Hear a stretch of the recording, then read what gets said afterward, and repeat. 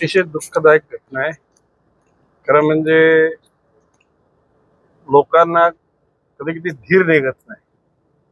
थोडस अंतर जास्त कापावं लागेल म्हणून चुकीच्या दिशेने गाडी चालवण्याचे झालेले परिणाम आहेत.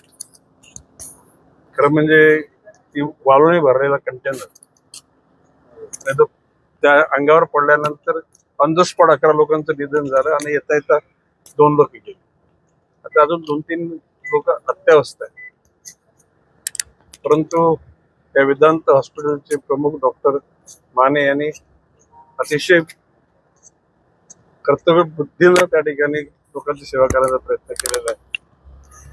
शासकीय यंत्रणा सतर्क होऊन त्या ठिकाणी मदतीला आली.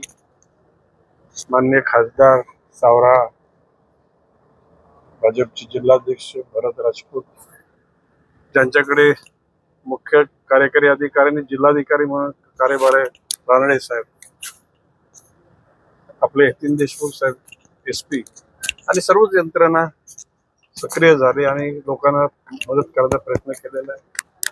राज्य शासन सगळ्या जखमींची पुढची बरे होईपर्यंतची इलाजाची जबाबदारी घेणार आहे. माननीय मुख्यमंत्र्यांनी ट्विट केलेलं आहे.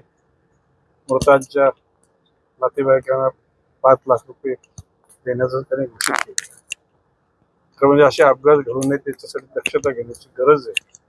आणि प्रत्येक वेळेला DPDCच्या वेळेला किंवा डिझास्टर मॅनेजमेंटची चर्चा होते त्यावेळेला हा विषय येतो.